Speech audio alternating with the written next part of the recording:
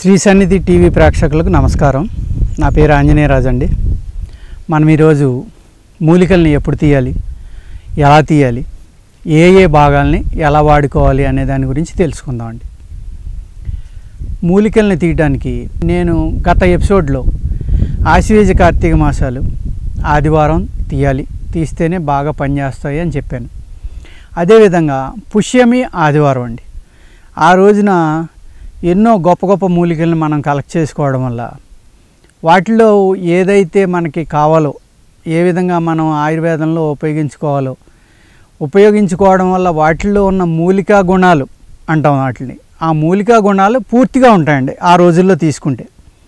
ఇతర రోజుల్లో తీసుకోవడం వల్ల ఏమవుతుందంటే వాటిలో ఆ గుణాలు ఉండవు. అది సైంటిఫికల్గా కూడా ప్రూవ్ అయింది. ఎందుకంటే ఈ ఏదో చాలా విచిత్రంగా చెప్తున్నాడు, ఆదివారమే ఎందుకు ఉంటుంది అందులో, ఇతర రోజుల్లో దాంట్లో శక్తి ఎందుకు ఉండదు అనేది చాలామందికి అనిపిస్తుంది. అలాగే అది నమ్మడానికి కూడా చాలామంది ఒప్పుకోరు. కానీ అది నిజమండి. ఎందువల్ల అంటే ఆదివారం అనేది రోజున మన యూనివర్సల్ మ్యాగ్నెటిక్ ఫీల్డ్స్ కానీ, ఎనర్జీ కానీ, అలాగే మన గ్రహాలు ఉంటాయి కదండి, ఈ 9 ప్లానెటరీ సిస్టమ్ అనేది తిరుగుతూ ఉంటుంది. కాబట్టి ఆ ప్లానెట్స్ యొక్క ఆకర్షణ శక్తి, వికర్షణ శక్తి ఇవి కూడా మొక్కల మీద, మనుషుల మీద, అన్ని జీవజాతుల మీద కూడా వాటి యొక్క శక్తి ఉంటుందండి. ఆ శక్తి ఎంత గొప్పది అంటే సముద్రం, భూమి మీద 75% సముద్రమే నీరే ఉందంటారు. అంత పెద్ద సముద్రం అయినా కూడా ఈ ఆకర్షణ వికర్షణ వల్ల ప్రతిరోజు 6 గంటల ముందరకు వస్తుందండి భూమి మీదకి, 6 గంటలు వెనక్కి వెళ్తుంది, మళ్ళీ 6 గంటల ముందరకు వచ్చి 6 గంటలు వెనక్కి వెళ్తుంది. అంత పెద్ద సముద్రాన్నే ఈ ఆకర్షణ శక్తి అనేది పాటు అంటాం సముద్రాన్ని. మనం దాన్ని అలా చేయగలిగింది అంటే మనం ఇంత చిన్న జీవులం, మన మీద దాని యొక్క ప్రభావం ఎంత ఉంది, అలాగే ఈ చెట్ల మీద, వృక్షాల మీద, పొదల మీద, మూలికల మీద ఎంత ఉంది అనేది మీరు తెలుసుకోండి. అది నిజం. శాస్త్రంలో ఎవరైతే ఋషులు, మహానుభావులు, యోగులు మనకి ముహూర్తం అని, తిథి అని, వారం అని, నక్షత్రం అని పెట్టి ఆ రోజునే ఆ మూలికను తీయమని ఎందుకు పెట్టారు అంటే ఆ మూలికలో ఉన్న మెటల్స్ ద్వారా, ఆ మూలికలో ఉన్న ధాతువులు ఏ గ్రహానికైతే ఆకర్షితం అవుతాయో ఆ గ్రహం తిరిగి ఈ రోజుల్లో కానీ, ఆ గ్రహం భూమికి దగ్గరగా వచ్చిన రోజున కానీ ఆ గ్రహం యొక్క శక్తి ఈ మూలికల్లోకి వస్తుంది. కాబట్టి ఆ రోజున తీసుకోవడం వల్ల దాంట్లో ఉన్న శక్తి కానీ, ఈ మూలికా లక్షణాలు కానీ 100% ఉండడం వల్ల మనకు బాగా పనిచేస్తాయండి. అందుకోసమే పలానా రోజున తీయండి. ఇందులో ఇంకో విచిత్రం ఏంటంటే వేర్లు తీసేటప్పుడు ఈ వృక్షం యొక్క వేర్లు తూర్పు వైపు వేర్లు మట్టుకే తీయాలి, ఈ వృక్షం యొక్క వేర్లు ఉత్తరం వైపుయే తీయాలి. అలాగే ఈ హెర్బ్ రాత్రి మట్టుకే కలెక్షన్ చేయాలి, పగలు కలెక్షన్ చేయకూడదు. అలాగే ఈ హెర్బ్ అనేదాన్ని అమావాస్య రోజునే తీసుకోవాలి, ఇతర రోజుల్లో తీయకూడదు. పలానా హెర్బ్ని స్వాతి నక్షత్రం బుధవారం రోజునే తీయాలి, ఇతర రోజుల్లో తీయకూడదు. ఇలాగా ఎన్నో నియమాలు ఉన్నాయండి. ఆ హెర్బ్ని తీసేటప్పుడు కూడా మన పూర్వీకులు ఎంత గొప్పవాళ్ళు అంటే ఈ సృష్టి అంతా ప్రాణమయం అనుకున్నారు. కాబట్టి ఆ మూలికల్లో కూడా ప్రాణం చూడగలిగారు. కాబట్టి దాంట్లో ఉన్న ప్రాణం ఏదైతే ఉందో, ఏ ప్రాణశక్తి అయితే ఉందో ఆ ప్రాణశక్తి మన ప్రాణశక్తిని కాపాడడం కోసం ఉపయోగపడుతుంది. కాబట్టి నిన్ను చంపి మా స్వార్థానికి మేము నిన్ను వాడుకుంటున్నాం. కాబట్టి మా మీద కోపం తెచ్చుకోకుండా దయచేసి మాకు సహాయం చెయ్యి, మా శరీరంలో ఉన్న కష్టాలని తొలగించు అని దండం పెట్టుకుని అప్పుడు ఆ మూలికని కలెక్ట్ చేసేవారండి. మనం ఆయుర్వేదం వేసుకునేటప్పుడు కూడా అదే విధంగా దాన్ని ప్రార్థించి కనుక వేసుకుంటే 100% రిజల్ట్ రావడానికి అవకాశాలు ఉన్నాయండి. అలాగే ఆయుర్వేదం కొంతమంది కంప్లైంట్ చేస్తూ ఉంటారు, పని చేయట్లేదండి, లేకపోతే మందులు ఇస్తున్నారు, 2 నెలలు అయింది, 6 నెలలు అయింది, 10 నెలలు అయింది, తగ్గట్లేదని. అక్కడ ఎన్నో కారణాలు ఉంటాయండి దానికి. ఏ విధంగానంటే ఒక మూలికని మనం తీసుకుని వచ్చామంటే అది సరైన తిథి వార నక్షత్రాల్లో తీసాం లేదా అనేది మొదటిది. రెండో పాయింట్, తీసిన తర్వాత దాన్ని 9 నెలల లోపల మనం వాడుకున్నామా లేదా అనేది రెండో పాయింట్ అండి.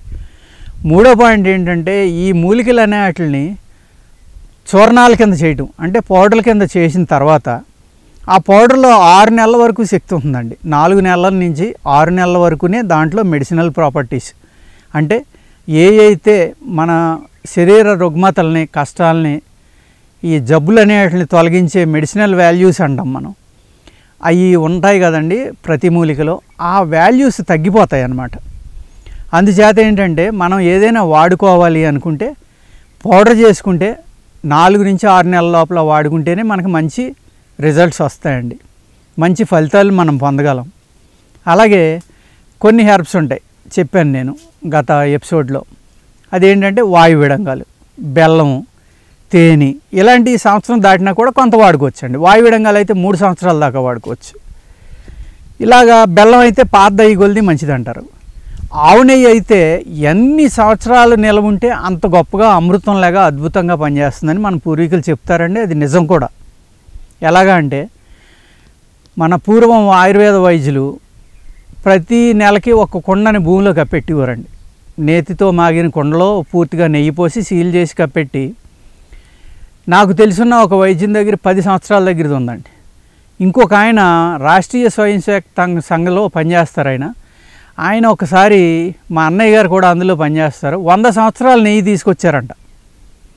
అది వాసన చూస్తే ఒక 2-3 రోజుల క్రితం తయారు చేసిన నెయ్యిలే ఉందండి. అదే మనం గేదె నెయ్యి కానీ ఇంకోటి కానీ వాడితే కదా అన్ని సంవత్సరాల తర్వాత అది వాసన, దుర్వాసన వస్తుంది, చెడిపోతుంది. ఆవు నెయ్యి అనేది అంత శక్తివంతమైందండి. ఎందుకు అంటే గోమాత అన్నారు మన వాళ్ళు.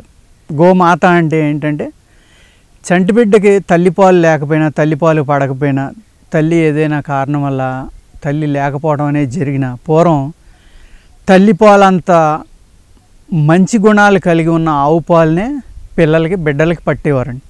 అందుకోసం దాన్ని గోమాత అన్నారు. తల్లి అంత గొప్పది, అంత సద్గుణమైంది, అంత ఓపిక గలది.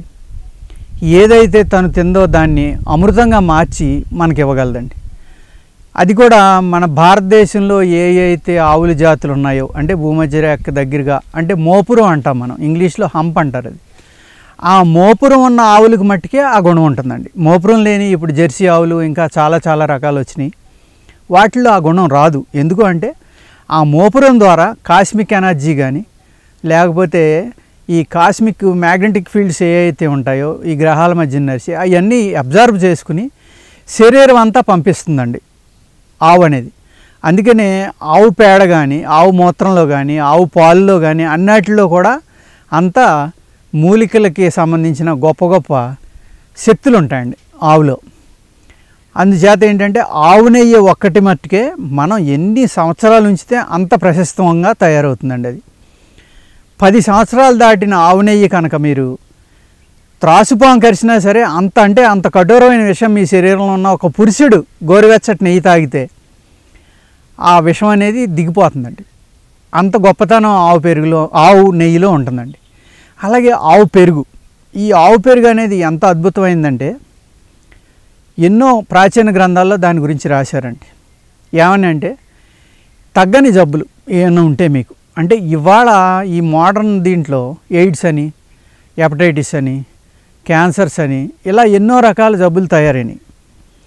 ఇవి తగ్గిపోవాలి అంటే ఎంత ఆటో ఇమ్యూన్ ప్రాబ్లం ఉన్న జబ్బు అయినా సరే 6 నెలల కనుక అన్ని ఆహారాలు మానేసి ఓన్లీ ఆవు పెరుగు తినడం వల్ల ఏమవుతుందంటే పూర్తిగా బాడీ మళ్ళీ యవ్వనంలోకి వెళ్ళి ఏ ఇబ్బందులు అయితే మనం శారీరకంగా కలిగి ఉన్నామో అన్నిటిని తొలగించి మన చర్మం కానీ, మన సౌందర్యం కానీ, ముఖం కానీ, బాడీ కానీ, శరీరం కానీ అన్నీ, అంటే బాడీ శరీరం అన్నీ ఒకటే అనుకోండి, అన్నీ కూడా చాలా ఆరోగ్యవంతంగా కలిగి గొప్ప తేజస్సు కలుగుతుందండి మనిషిలో. ఆవు యొక్క పెరుగు కానీ, నెయ్యి కానీ, పాలు కానీ ఇంత గొప్ప గొప్ప లక్షణాలను కలిగి ఉంటుందండి. అందుకనే మన ఆయుర్వేద వైద్యంలో కానీ, మన భారత సంస్కృతిలో కానీ ఆవుని గోమాత అన్నాం. ఈ ఆవు నెయ్యి అనేది మనం ఎక్కువగా తీసుకోవడం వల్ల ఏమవుతుందంటేనండి ఇంటెస్టైన్స్లో ఒక లేయర్ కింద మనకి ప్రేగుల్లో ఏర్పడుతుంది. అది ఈ లేయర్ కింద ఏర్పడడం వల్ల ఏమవుతుందంటే ఈ రోజున మనం తినే ఆహారంలో విషంతో కూడిన ఆహారాన్ని మనం తింటున్నాం. ఆ విషంతో కూడిన ఆహారం ఏమవుతుంది, ఈ మోడర్న్ వైద్యంలో ఏం చేశారు, మనం హ్యాపీగా తిని నూనె తగ్గించేశారు, నెయ్యి తగ్గించేశారు. ఈ ఫ్యాట్ పదార్థాలు, ఫ్యాట్ పెరిగిపోతుంది లేకపోతే కొలెస్ట్రాల్ పెరిగిపోతుందని భయపెట్టేసి ఎప్పుడైతే మన చేత ఈ నూనెలు నెయ్యిలు అనేది తినకుండా చేశారో మన ప్రేగులు డ్రై అయిపోయినాయండి. డ్రై అవడం వల్ల ఏమవుతుంది, ఈ పురుగు మందులు ఎరువులు వాడిన ఆహార పదార్థాలు మనం తినటం వల్ల ఈ ప్రేగులు ఏం చేస్తున్నాయంటే ఇమీడియట్గా ఆ విషయాన్ని అబ్జర్వ్ చేసేసుకుని మన బాడీ అంతా పంప్ చేసేస్తుంది. దానివల్ల ఏమవుతుంది, మనం ఎప్పుడూ ఎరగని ప్రాబ్లమ్స్, ఎన్నో రకాల ప్రాబ్లమ్స్, 1-2 కాదు, 2 సంవత్సరాల పిల్లోడు కూడా కళ్ళజోడు పెట్టుకుని వెళ్తున్నాడు. ఎల్కేజీ ప్రీకేజీ రకరకాల చదువులు వచ్చినాయి. ఆ వెళ్ళి పిల్లల్ని చూస్తే వాళ్ళ బాడీ కంటే పెద్ద బ్యాగులు మోసుకుని వెళ్తూ ఉంటారు. 100 మంది పిల్లల్ని కనుక మీరు చూస్తే కనీసం 30-40 మంది కళ్ళజోళ్ళు పెట్టుకుని కనపడతారు. ఎందువల్ల ఇంత అంటే దీన్ని దౌర్భాగ్యం అనాలా, దురదృష్టం అనాలా, అది మనం చేతులారా చేసుకుంటున్నామండి. ఏ విధంగా అంటే ప్రకృతికి దూరం అయిపోయి రకరకాల కొత్త అలవాట్ల వల్ల సరైన నిద్ర లేకపోవడం, సరైన ఆహారం లేకపోవడం, సమయపాలన లేకపోవడం. అంటే ఆహారం తీసుకోవడానికి కూడా టైం ఉంది, ఆ టైం పాటించమండి మనం. అలాగే పాలు తాగమంటారు. ఇప్పుడు మోడర్న్ వైద్యులు ఏమంటారు, గుడ్డు పాలు తీసుకోమంటారండి. కానీ ఆయుర్వేద శాస్త్రంలో అది విరుద్ధాహారం అంటారు దాన్ని. ఎంత ప్రమాదం అంటే అది స్లోగా టాక్సిక్ కింద మారుతుంది శరీరంలో. పాలు కోడిగుడ్డు అనేది కలపకూడదండి. అలాగే చికెను తిన్న రోజుని పాలు తాగకూడదు, ఫిష్ తిన్నా కూడా, చేప తిన్నా కూడా పాలు తాగకూడదు. ఇలాంటి విరుద్ధ ఆహారాలు తినడం వల్ల కూడా ఎన్నో రకాలైన వ్యాధులు మనకి కలుగుతున్నాయండి. అలాగే పులుపు, ఒక నిమ్మకాయ కానీ, ఒక బత్తాయికాయ కానీ, ఒక చింతకాయ కానీ, ఇలా పులుపు కలిగి ఉన్న ఆహారాన్ని మనం తిన్నప్పుడు నీళ్లు తాగకూడదు 1-2 గంటల వరకు. ఆ తాగడం వల్ల కూడా అది మనకి ఎన్నో రకాలుగా మనల్ని ఇబ్బంది పెడుతుంది. అంటే ఏదైతే మన శరీరానికి పడదో, ఏదైతే మన శరీరం ఇబ్బంది పడుతుందో ఆ రకమైన అలవాట్లను తగ్గించుకుని ఏ విధమైన ఆహారం తీసుకుంటే మనం ఆరోగ్యంగా ఉంటాం, ఏ విధమైన ఆహార నియమాలు కూడా, అంటే సమయపాలన, టైంకి తినడం, అదొకటి చాలా ఇంపార్టెంట్ అండి. టైంకి పడుకోవటం, టైంకి తినడం. ఇప్పుడు పూర్వం ఎలా ఉండేదంటే 4 గంటలకు లేకపోతే ఇంట్లో ఒక నేరస్తుడిలా చూసేవారు, తెల్లవారుజామున లేకపోతే. ఇప్పుడు 4 గంటలకు లేచినోడిని నేరస్తుడిగా చూస్తున్నారు. ఎందుకంటే వాళ్ళు 9 దాకా లేకట్లేదు ఇంట్లో, ఎవరు 8-9 దాకా. మనం ఎంత రివర్స్ జీవన విధానంలోకి వెళ్ళిపోయామో మీరు ఆలోచించుకోండి. బ్రహ్మ ముహూర్తం అని ఎందుకు చేశారు అంటే దాన్ని 4 గంటల నుంచి లేచి చదువుకోండి, ధ్యానం చేసుకోండి, యోగా చేసుకోండి. ఇటువంటి మన ఋషులు ఎందుకు చెప్పారు అంటేనండి, సాయంత్రం మనం ఏదైతే తిన్న ఆహారం ఉందో అది పూర్తిగా అరిగిపోయి మనం కాలకృత్యాలు తీర్చుకున్న తర్వాత మొదలు పెట్టడం వల్ల ఏమవుతుందంటే ప్రేగులు శుద్ధి అయి ఉంటాయి, పొట్ట ఖాళీగా ఉంటుంది, బాడీ తేలిగ్గా ఉంటుందండి. ఆ టైంలో తీసుకోవడం ప్లస్ ఏమవుతుందంటే ఆ సమయంలో నిశ్శబ్దంగా ఉంటుందండి, శబ్దాలు ఉండవు. శబ్దాలు లేకపోవడం అనేది కూడా మనకి ఎంతో అవసరం. ఈ పీస్ఫుల్ క్లైమేట్లో అప్పుడు మనం ధ్యానం కానీ ఇంకోటి కానీ ఇవన్నీ చేసుకోవడం వల్ల, వ్యాయామం చేయడం వల్ల మన మూలికలను తినడం ఎంత ఇంపార్టెంటో మన శరీరాన్ని ఆరోగ్యంగా కాపాడుకోవాలంటే వ్యాయామం అనేది కూడా అంత ఇంపార్టెంట్ అండి. అది మీరు ఎన్నో రకాల యుద్ధ విద్యలు ఉన్నాయి, మల్ల విద్యలు ఉన్నాయి, యోగా ఉంది, ప్రాణాయామం ఉంది. ప్రాణాయామం కూడా యోగాలో ఒక భాగమే, సూర్య నమస్కారాలు కూడా యోగాలో ఒక భాగమే. ఇలాంటివన్నీ కూడా మనం చేసుకోవచ్చండి. ఈ చేయడం వల్ల ఏమవుతుందంటే బాడీ ఎప్పుడు కూడా కండిషన్గా ఉంటుంది. కండిషన్గా ఉన్నప్పుడు ఏమవుతుంది, మనం ఇచ్చే మూలిక కూడా మనకి ఎక్కడికి కావాలనేది అక్కడికి వెళ్తుంది అన్నమాట. ఎప్పుడైతే మనం మీరు ప్రకృతిలో మీరు బయట తిరగటం వల్ల, అంటే పొలాలు అవనివ్వండి, తోటలు అవనివ్వండి, అడవులు అవనివ్వండి, అలాంటి చోట్ల మీరు తిరిగే అలవాటు ఉన్న వాళ్ళు ఎవరైనా చూస్తే కోడి ఎన్ని గంటలకు వస్తుందండి, తెల్లవారుజామున 3-4 మధ్యనే కోళ్ళకి వస్తాయి. అదే సమయంలో మనం లేచి కనుక బయటికి వెళ్తే ఆవులు కానీ కుక్కలు కానీ అన్నీ కూడా లేచి ఒళ్ళు ఇరుచుకుని, అంటే ఒళ్ళు ఇరుచుకోవడం అంటే వ్యాయామం, అది ఒళ్ళంతా ఒకసారి లూజ్ చేసుకుంటాయి, అవి చేసుకుని అప్పుడు బయటికి వస్తాయి. అలాగే అదే సమయంలో మీరు పిట్టలు చూశారనుకోండి, ఆ పిట్టలు తమ రెక్కల్ని, మొహాన్ని, ముక్కుల్ని, కాళ్ళని అన్నిటిని కూడా కాళ్ళతోటో రెక్కలతోటో పాముకుంటాయి. వ్యాయామం అది. మనమే అవి ఏమీ చెయ్యం. ఏం చేస్తున్నాం, మనం 8 దాకా పడుకుంటున్నాం, 9 దాకా పడుకుంటున్నాం, లేకపోతే మన ఇష్టం వచ్చినప్పుడు లెగుస్తున్నాం. ఆ బ్రహ్మముహూర్తంలో లేగటం అనేది కానీ, ఈ వ్యాయామం అనేది కానీ, యోగా అనేది కానీ కొత్తగా మొదలుపెట్టారు. చాలామంది చేస్తున్నారు. ఎప్పుడు చేస్తారు? 9కి, 10 గంటలకి. ఎన్నో యోగా క్లాసులు చెప్పే మాస్టర్లు ఉన్నారు. ఎన్నో తరగతులు చెప్పే క్లాసులు ఎన్నో నడుస్తున్నాయి. ఇక్కడ సిటీలో కూడా, హైదరాబాద్లో నడుస్తున్నాయి, ఎన్నో పల్లెటూరులో నడుస్తున్నాయి. యోగా మీద ప్రేమ పెరిగింది. యోగా చాలామంది చేస్తున్నారు. కానీ ఎప్పుడు చేయాలి? తెల్లవారుజామున 4 గంటల నుంచి 6 గంటల లోపల. సూర్యోదయం అయిన తర్వాత యోగా చేస్తే అంత ఫలితం ఉండదండి. సూర్యోదయం కన్నా ముందర చేసిందే కరెక్ట్గా ఫలితం వస్తుంది. ఎవరు చేస్తున్నారు అలాగా? నేను పెట్టాను ఒకప్పుడు జూబ్లీస్ బంజారా హిల్స్లో యోగా స్కూలు. ఫోన్ చేసి అనేవారు, యోగా క్లాసులకు వస్తామండి అని. ఎప్పుడు వస్తారు అంటే 9 గంటలకు వస్తామండి అనేవారు. అదేంటంటే మేము లేకమండి అప్పటిదాకా. లేకపోతే 8ంటికి వస్తామండి, రండి. ఎంటీ స్టమక్ తోటి రావాలా? అవునండి, ఎంటీ స్టమక్ తోటి రాకపోతే కష్టం. అంటే లేదండి, కాఫీయో టీయో తాగి వస్తామండి, పర్వాలేదు కదా. ఇలా అన్నమాట. అంటే ఏదైతే మనం ఖాళీ కడుపుతోటి తేలిక శరీరంతో చేయాలో దాన్ని సమయపాలన లేకుండా 9ంటికి, 10ంటికి, 2 గంటలకి, సాయంత్రం 4 గంటలకి చేయటం వల్ల అంత ఫలితాలు ఉండవండి. మనకు కావాల్సిన ఫలితం రావాలి అంటే ఆ సమయపాలన కంపల్సరీ. పొట్టలో ఆహారం కానీ, బరువు కానీ ఏమీ లేకుండా ఈ ఏదైతే విసర్జకాలు ఉన్నాయో తెల్లవారుజామున లేచిన తర్వాత మనం దంతధావనం చేసుకోవడం కానీ, మిగిలిన పనులు కానీ ఇవన్నీ అయిన తర్వాత చేయడం వల్ల ఏమవుతుందంటే పొట్టలో ఆహారం ఉండదు కాబట్టి ఆ సమయంలో మన కాన్సన్ట్రేషన్ కూడా ఎక్కువ ఉంటుందండి. ఆ సమయంలో ఏది చేసినా కూడా బాగా ఉంటుంది. ఇలా చేస్తా మనం ఈ ముహూర్తం అనేది, ఈ సమయపాలన అనేది మూలికలు ఎందుకు తీయాలి అన్న దాని గురించి మనం ఇక్కడ దాకా చెప్పుకోవాల్సి వచ్చిందండి. ఈ మూలికలు కూడా కొన్ని రకాల మూలికలు ఉంటాయండి.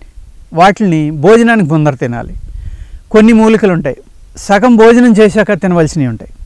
అవి అప్పుడు తింటేనే మీకు పనిచేస్తుందండి. అలాగే భోజనం అయిపోయిన తర్వాత తినవలసినవి ఉంటాయండి. అప్పుడు తింటేనే అది పనిచేస్తుంది.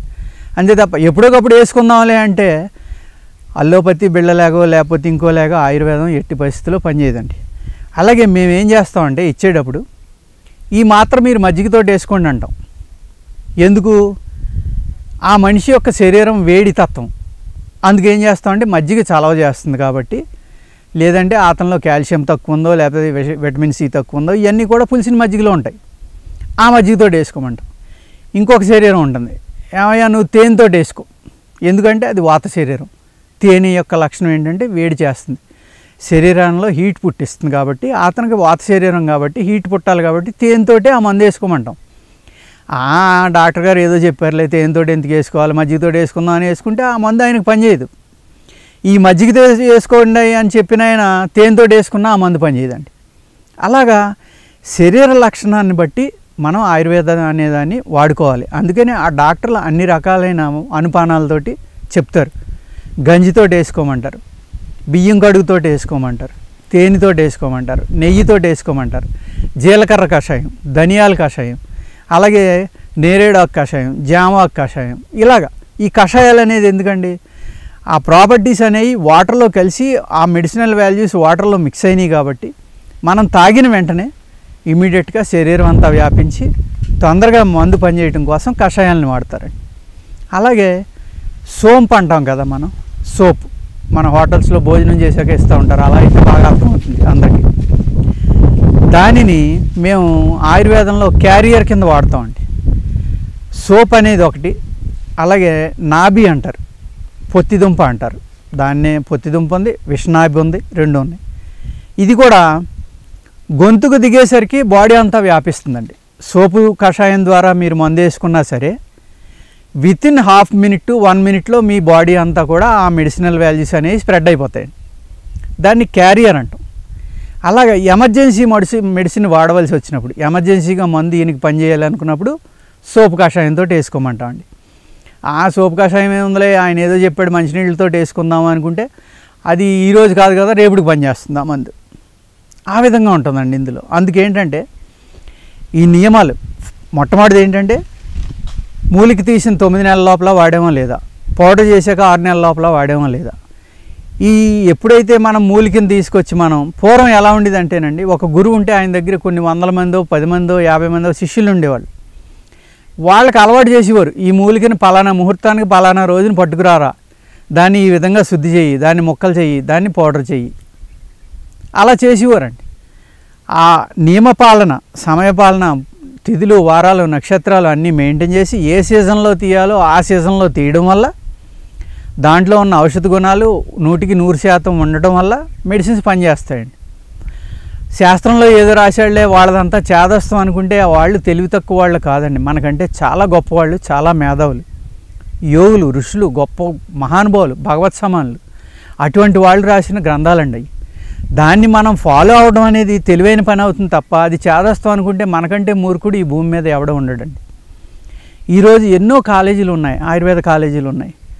కానీ ఎన్ని కాలేజీల్లో మూలికా వనం ఉంది, ఎన్ని కాలేజీల్లో లెక్చరర్స్ కానీ ఇంకొకరు కానీ ఆ పిల్లలకి ఈ మూలిక ఇది, ఈ మొక్క ఎలా ఉంటుంది అని ప్రాక్టికల్ నాలెడ్జ్ ఇచ్చేవి చాలా తక్కువ కాలేజీలు ఉన్నాయండి.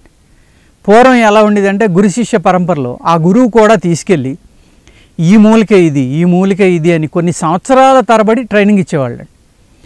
ఈ సంవత్సరాల తరబడి ట్రైనింగ్ ఇచ్చి దాన్ని ఎలా తీయాలి, దాన్ని ఎలా శుద్ధి చేయాలి, దాన్ని ఏ లక్షణాలను మనిషికి ఇవ్వాలి, ఏ జబ్బులు వాడాలి అనేది ఒక అనంతమైన నాలెడ్జ్ని, ఒక అద్భుతమైన నాలెడ్జ్ని శిష్య పరంపరకి అందించేవారండి. ఇప్పుడు ఏమైంది, డబ్బులు ఒక 10,000 సీట్ కావాలంటే 10,000, పీజీ సీట్ కావాలంటే 20,000, 50,000, లక్షలు అయిపోయినాయో కూడా నాకు తెలియదు. 10 లక్షలు అయిపోయిందని కూడా అన్నారు పీజీ సీట్లు. అక్కడ ఏమవుతుందంటే డబ్బు కోసం చదువుతున్నాను తప్ప విద్య కోసం చదవట్లేదు. ఈ ప్రాక్టికల్ నాలెడ్జ్ అనేది జీరో అండి ఆల్మోస్ట్ చాలా కాలేజీల్లో. ఆ పిల్లలకి త్రిఫల అనేది ప్రతి ఒక్కరికి తెలుసు ఆల్మోస్ట్. ఉసిరికాయ, తానికాయ, కరక్కాయ. ఆ పిల్లల్ని నా దగ్గరికి కొంతమంది ఆయుర్వేదం గురించి తెలుసుకోవడానికి వస్తూ ఉంటారు, కొంతమంది స్టూడెంట్స్ డిగ్రీ అయిపోయిన వాళ్ళు. 1-2 సార్లు నా దగ్గరికి వచ్చిన వాళ్ళని త్రిఫల అంటే ఏంటమ్మా అంటే కరక్కాయ, తానికాయ, ఉసిరికాయ. అది ఎలా వాడాలమ్మా అంటే 1, 2, 3 అంతే, ఒక ముద్ర. అది వాత, పిత్త, కఫాలకు సంబంధించిన 3 రకాలండి. ఏ గుణం ఎక్కువ ఉంటే దాన్ని తగ్గించాలి, ఏ గుణం తక్కువ ఉంటే దాన్ని పెంచాలి అనేది లేదు అక్కడ. 1, 2, 4 లేకపోతే 1, 2, 3 అంతే. అలాగే అవి శుద్ధి చేయాలి తెలుసా అమ్మంటే తెలియదు. ఎందుకంటే కరక్కాయ, తానికాయ అనేది కంపల్సరీగా శుద్ధి చేయాలండి. ఎందుకు శుద్ధి చేయాలి అంటే ఆ రెండాటిలో గమ్ము ఉంటుంది. కరక్కాయ కానీ తానికాయ కానీ వేపించకుండా కనుక మనం త్రిఫల తయారు చేసుకుని తింటే అది పేగులకు పట్టుకుంటుందండి, వదలదు. దానివల్ల సైడ్ ఎఫెక్ట్స్ చాలా రావడానికి కారణం అవుతుంది, ఇబ్బంది అవుతుంది. అదే మీరు దాన్ని బ్రౌన్ కలర్ వచ్చేలాగా వేపించారనుకోండి, ఆ గమ్ అనేది బ్రేక్ అయిపోతుంది. బ్రేక్ అయిపోవడం వల్ల ఏమవుతుందంటే అప్పుడు మీరు త్రిఫల వాడుకున్నా కూడా ఒక అద్భుతంగా, అమృతంగా మీకు పనిచేస్తుందండి. అందుచేత ఏంటంటే మీరు శుద్ధి అనేది ఎంత ఇంపార్టెంట్ అనేది, ఎంత సింపుల్ మూలిక అది ఏది త్రిఫల అనేది ప్రతి ఒక్కరికి తెలుసు ఆల్మోస్ట్. త్రిఫల అనేది అది మీకు మోషన్ అవ్వకపోతే వేసుకుంటూ ఉంటారు ఎంతోమంది. కానీ త్రిఫల అనేది ఓన్లీ మోషన్కే కాదండి, ఒక అద్భుతమైన కాంబినేషన్ అది. ఇది 3 మూలికలు. నేను ఒక నేషనల్ కాన్ఫరెన్స్లో ఒక ఆయన చెప్పారు, ఏమని అంటే వాళ్ళు సైంటిఫిక్గా దాన్ని జీన్ మ్యాప్ విడదీసినప్పుడు ఈ సృష్టిలో ఏ 2 మూలికల జీన్ మ్యాప్ ఒకటిలా ఉండదంటండి. కానీ త్రిఫల 3 కరక్కాయ, తానికాయ, ఉసిరికాయ అనే 3 యొక్క జీన్ మ్యాప్ ఒకటేనంట. అది ప్రకృతిలో అద్భుతం, అది విచిత్రం. ఎంత విచిత్రం అంటే చెప్పలేం. సైంటిస్టులకు అసలు అర్థం అవ్వలేదు. వీళ్ళు ఈ 3 త్రిఫల అని ఎందుకు పెట్టారు, ఈ 3 ఎందుకు వాడారు, ఈ 3 జీన్ మ్యాప్ ఒకటే అని వాళ్ళకి ఎలా తెలిసింది? ఆ క్వశ్చన్స్కి వాళ్ళకి ఎప్పుడూ ఆన్సర్ దొరకదు, తెలియదు కూడా. అంటే మన పూర్వీకులు ఎంత గొప్పవాళ్ళు, ఎంత మహానుభావులు అనేది మీకు ఇప్పుడు అర్థమై ఉంటుంది. ఒక నేషనల్ సెమినార్లో ఆయన చెప్తూ ఉంటే ఎంతోమంది సైంటిస్టులు ఉన్నారు అక్కడ, అందరూ ఆశ్చర్యపోయారు. ఈవెన్ నాకు కూడా తెలియదు అది ఆయన చెప్పే వరకు. ఆయన కెమిస్ట్రీలో PhD ఏదో ఆయన, వాళ్ళు జీన్ మ్యాప్ని తయారు చేశారు. వాళ్ళు ఏం చేస్తున్నారంటేనండి ఇప్పుడు ఎక్స్ట్రాక్ట్ అంటున్నారు. ఆయుర్వేదాన్ని ఎక్స్ట్రాక్ట్ రూపంలో చేసి ఒక మూలిక ఒక 100 రకాలుగా ఉపయోగపడుతుందండి. వాళ్ళు ఏ జబ్బుకైతే వాడాలనుకుంటున్నారో ఆ జబ్బు తగ్గించడానికి సంబంధించిన దాంట్లో ఉన్న ఆ మాలిక్యూల్స్ని విడదీసి దానికి ఏ లక్షణాలు ఉన్నాయో ఆ మాలిక్యూల్ యొక్క డిజైన్ ఏంటి, దాని షేప్ ఏంటి చూసి వాటిని సింథటిక్ తయారు చేసి మెడిసిన్స్ అమ్ముతున్నారు. ఈరోజు అల్లోపతిలో కూడా more than 60% medicines Ayurveda base తోటి, ప్లాంట్ బేస్ తోటి తయారైనవి అనండి. అలా అన్నాం అనుకోండి లేదు అంటారు, చాలామందికి తెలియదు అది. అలాగే ఏదైతే ఈ ప్రకృతి సిద్ధంగా దొరికిన ఆయుర్వేదం అనే మూలికలను మనం తింటామో అది డైరెక్ట్గా బాడీలోకి వెళ్ళి అబ్జర్వ్ చేసుకుంటుందండి. ఫారిన్ బాడీస్ అనేవి ఏవి మన బాడీలోకి వచ్చినా లివర్ అనేది వాటిని ఆబ్జర్వ్ చేసి వాటిని మొక్కల కింద చేసి బయటికి పంపించేస్తుంది. అందుకేంటంటే ఆ అబ్జెక్షన్ లేకుండా ఉండటం కోసం అల్లోపతిలో కొన్ని కెమికల్స్ వాడతారు. అంటే ఏం చేస్తున్నారు, లివర్ని మోసం చేస్తున్నారు. లివర్ని మోసం చేయడం వల్ల ఆ మందు అనేది మన బాడీలోకి వెళ్ళగలుగుతుందండి. అది అందరికీ తెలుసు, కానీ ఈ విధంగా చెప్పరు. ఎందుకు చెప్పరు అంటే అదేదో తప్పని. కానీ ఏ వైద్య విధానానికి ఉండి ఆ వైద్య విధానంలో గొప్పతనం ఉంటుందండి. దాన్ని వాడుకోవటం మానేసి మీది గొప్పదా నాది గొప్పదా అనేది కాదు. ఇక్కడ మనం ఏది గొప్పదైనా ఏదైనా మన అల్టిమేట్ గోల్ ఏంటి అంటే ఒక ప్రాణానికి సుఖాన్ని ఇవ్వటం. ఒక మనిషికి ఇబ్బంది వచ్చినప్పుడు ఆ ఇబ్బంది నుంచి తొలగించడం కోసం ఈ మందు అనే దాన్ని వాడుకోవాలండి. అది మనం చూసుకోవాలి తప్ప నీ విద్య గొప్పదా నా విద్య గొప్పదా అనుకోకుండా అన్ని రకాలు కలవాలి. ఎందులో ఏది గొప్పతనం ఉందో దాన్ని మనం తీసుకోవాలి. ఇందులో ఉన్న గొప్పతనం అందులో ఉన్నది. అల్టిమేట్ గోల్ ఏంటంటే మనం చివరికి మనం చేయగలిగింది ఏంటి, మనం ఆశించే యొక్క ఫలితం ఏంటి, జబ్బు తగ్గాలి. అది ఏ విధంగా వాడినా పర్వాలేదు, ఏ రకం వాడినా పర్వాలేదు, ఆ జబ్బు తగ్గడం అనేది ఇంపార్టెంట్ అండి. అలాగే ఈ మూలికలు మనం వాడుకునేటప్పుడు పథ్యం అంటామండి. అంటే పథ్యం అన్నమాట. ఏ ఆహారం అయితే తినకూడదు అది నియమపాలన చాలా ఎక్కువగా ఉంటుందండి. ఎలాగా అంటే కొంతమంది ఇప్పుడు వాత వ్యాధులు ఉంటాయి, బోన్స్ పెయిన్స్ కానీ మజిల్ పెయిన్స్ కానీ నరాల యొక్క నొప్పులు కానీ ఇది వాతం వల్ల వచ్చినాయి అని మనం అంటామండి. ఆ వాత నొప్పులు ఉన్నప్పుడు ఏమవుతుందంటే ఒక ఆనవకాయ, ఒక బీరకాయ, ఒక గుమ్మడికాయ కానీ వంకాయ కానీ ఇలాగ కొన్ని పద్యాలు వద్దని చెప్తామండి. దోసకాయ, పెసరపప్పు అంటే ఇవన్నీ చలవ చేసే పదార్థాలు. అల్లోపతిలో ఏమంటా చలవ వేడి ఏమీ లేదు అంటారు, కానీ వాళ్ళు ఎంతోమంది అల్లోపతి వైద్యులు కూడా ఆయుర్వేద మందులు ఇస్తున్నారండి. ఈ పథ్యం అనేది ఎలా ఉంటుందంటేనండి, సపోజ్ పైత్య వ్యాధులు ఉన్నాయి వాళ్ళకి. పైత్య వ్యాధులు అంటే చర్మ వ్యాధులు. వాళ్ళు తినకూడని ఆహార పదార్థాలు సపోజ్ సొరయాసిస్ అంటారు. సొరయాసిస్లో 18 రకాలు ఉంటాయండి ఆయుర్వేద వైద్య శాస్త్ర ప్రకారం. 19వ బొల్లి, 20వ లెపర్సీ. కానీ అందులో ఏమంటారంటే ఈ 20 కూడా లెపర్సీ అంటారు. అంటే ఈ లెపర్సీ అనేవాడికి భయపడిపోతారండి అందరూ. అంచేత కుష్టు వ్యాధి, అష్టాదశ కుష్టువులు అంటారు. అంటే 18 కుష్టు వ్యాధులు. బొల్లి కూడా అందులోకి వస్తుంది, లెపర్సీ కూడా అందులోకి వస్తుంది. దాన్ని అసలు మెయిన్ కుష్టు అంటారనమాట. ఈ అల్లోపతిలో ఏమంటారంటే చర్మ వ్యాధులు, స్కిన్ డిసీజెస్ అంటారు, సొరయాసిస్ అంటారు, ఇంకోటి అంటారు. కానీ ఆ సొరయాసిస్లో ఉన్న రకాలు 18 అండి. ఒక్కొక్క రకానికి ఒక్కొక్క మెడిసిన్ ఇవ్వాలి తప్ప అన్నిటికీ కలిపి తయారు చేసి కాంబినేషన్ మెడిసిన్స్ కూడా ఆయుర్వేదంలో ఉన్నాయండి. అలా కూడా ఇవ్వచ్చు. అది ఏమవుతుందంటే మన శరీరంలో ఉన్న 7 పొరల్లోని 7 రకాలైన బ్యాక్టీరియా వల్ల ఈ 20 రకాలకు చెందిన వ్యాధులు వస్తాయండి. అందుకు ఇది పైపోత వల్ల కానీ, పైన ఆయింట్మెంట్లు రాయటం వల్ల కానీ, లేకపోతే ఏదో కొన్ని మందులు ఇవ్వటం వల్ల కానీ గమ్మున తగ్గదండి. అది పూర్తిగా తగ్గాలి అంటే మనం రక్తశుద్ధి చేయాలి. శరీరంలో ఏదైతే ఈ చర్మం ఈ లేయర్స్ మధ్యకి వెళ్ళిపోయిన బ్యాక్టీరియా ఉందో దాన్ని పూర్తిగా నిర్మూలించే వరకు ఇది పోదండి. అలా నిర్మూలించాలి అంటే అది పైత్య వ్యాధి అంటాం అన్నమాట. వీటిని ఆ పిత్తం అంటే పెరగకుండా ఉండాలి అంటే ఈ పథ్యంలో ఏవి తినకూడదు అంటే గింజలు, ఏది మన బీన్స్కి సంబంధించిన గింజలు కానీ, క్యాజు కానీ, డ్రై ఫ్రూట్స్, చేప, వంకాయ, తేగలు ఇవన్నీ పైత్యం చేసేయండి. ఈ పైత్యం చేసి అవి తినకూడదు. అందుకు దానికి పథ్యం ఆ రకాలైనవి తినవద్దని చెప్తాం. ఏముందిలే డాక్టర్ గారు మందులు ఇచ్చారు, ఇవన్నీ మానేయడానికి తినేద్దాం, వేరుశెనగ గుళ్ళు ఇలాంటివి అన్నమాట. అవన్నీ తినేశారనుకోండి 3 నెలలకు తగ్గవలసింది 6 నెలలకు తగ్గుతుంది. ఫలితం తక్కువ వస్తుంది, తగ్గపోవటం అనేది ఉండదు, ఫలితం తక్కువ వస్తుంది. సంవత్సరం పట్టవచ్చు, 2 సంవత్సరాలు పట్టవచ్చు. అదే మీరు డాక్టర్ చెప్పినట్టుగా విని ఏ పథ్యాన్ని అయితే మీరు పాటించారో అలా చేయడం వల్ల ఏమవుతుందంటే చాలా తొందరగా మీకు వ్యాధి అనేది తగ్గి మీరే సుఖపడతారు. అలాగే అది పూర్తిగా తగ్గుతుందండి, రూట్తో సహా బయటికి వెళ్ళిపోతుంది. ఈ పథ్యం అనేది పాటించకుండా మీరు వాడినా కూడా అది పూర్తిగా తగ్గినా కూడా, తగ్గినట్టు కనిపించినా కూడా మళ్ళీ రావడానికి అవకాశాలు ఉంటాయి.